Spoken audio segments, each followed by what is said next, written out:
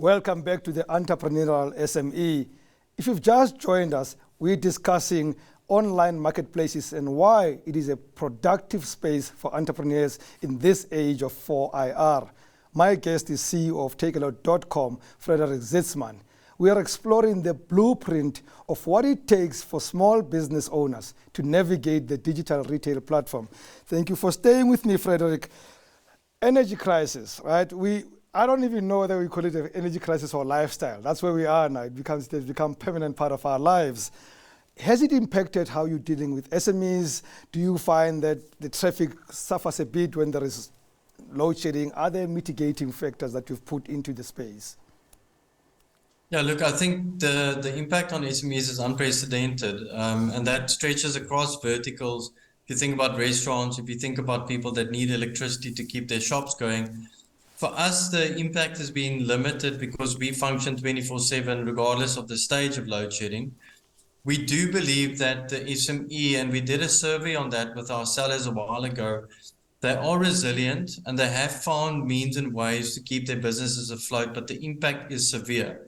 As simple as not being able to print a shipping label or to print a label on a product impacts our business.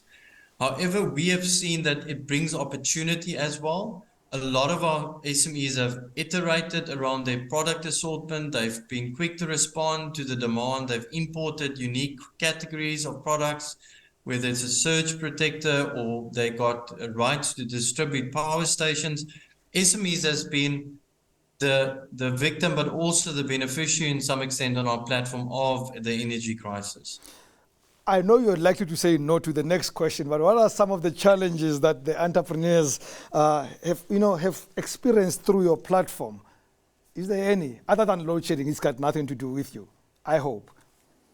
I think to some extent, operational challenges is always there, because if you start out cold, you need to learn how couriers work. You need to know how our portal works. I spoke to the educational piece earlier. And we are very much a customer-centric organization. So where your performance as a SME do impact our customer, we have very strong and clearly communicated service level agreements. We've got compliance interventions. So I think the biggest challenge is dealing with growth, because you might be used to selling 10 items a week on your own website, through your own store. All of a sudden, you're selling 1,000 a week.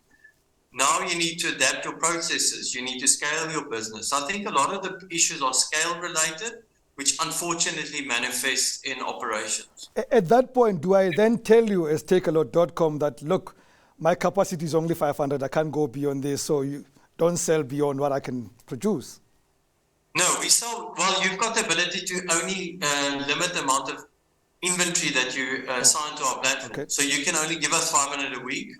Or what we've always advised back in the day for sellers to do is start small.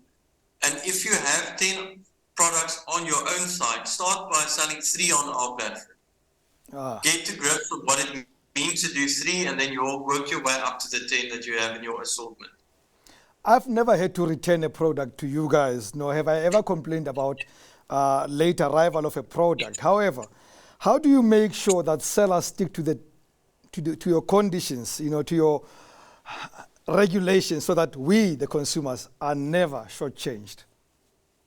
Yeah, so we're very clear and upfront in terms of what our service level agreements is. And not to get too technical, when a seller sells on lead time, that means the product is still with them at the time of the customer buying the item. There we've got very clear SLAs that you need to get to the item to us in 3 days, etc., etc. And when you do breach, we warn you, and eventually we will remove your privileges. On the other side of the model, where we sell items from our fulfillment center, their product quality is very important. So we look at the return rate of the product, we look at the reviews of the product. So clearly we don't want to expose our customers to poor quality product. And on the other side, we don't want to disappoint the customer in terms of when the item will receive them, which is the operational side. It is not easy, but who takes care of my unhappiness? When that moment happens and I go back, is that you who repays me and then you'll deal with your supplier? from a seller's perspective, we do returns obviously to you, and then when it's inferior quality product, you need to take it up with your supplier where it is a manufacturing deficit or defect. Okay. Now, at the beginning of this year, you launched the Business Accelerator program for Black-owned businesses. Tell us a bit about that. Yeah, so maybe the genesis of that is as we have focus groups and engage with sellers, and even in my own inbox, we hear stories of how we're really impacting people's lives. It's school kids that can go to school, cars that's being bought, people going to university. So we understood that even though we need to individualize when we look at our sellers, and we realized that there's a massive pool of enterprises that's doing, let's say for illustrative purposes, less than 5,000 Rand a month on our platform, but it's got huge potential. Once we looked at that, we realized, but the need states there are education, the need states there are self-awareness, soft skills, but really also financing. So we said, okay, but we're not a specialist accelerator or a business incubator, but let's start with at least giving ourselves the opportunity to learn. We got 250 applicants based on very strict criteria into our accelerator program. We whittled that down to 20 sellers, all Black-owned, predominantly youth and women-owned. And they went through robust boot camps where we trained them. There was facilitators doing specific I'm going to stop you there and say, so how is it doing so far? How is the program doing so far?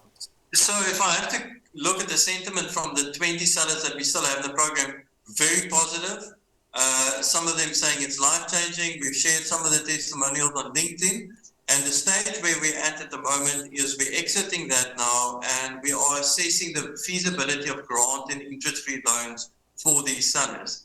Because what we've realized, apart from the softer things, small interventions can change businesses' lives, like a filling machine or a bucky canopy or a printer. Those things that seem small to us is massive for a micro enterprise. And that's the point of intervention we want to get to, is to enable growth through those types of intervention. Well, Frederik, unfortunately, that's all the time I have for tonight, and I'm going to have to thank you for participating in tonight's program. And that's it for tonight on the Entrepreneurial SME. From me, Rems Mabote. Good night, and God bless.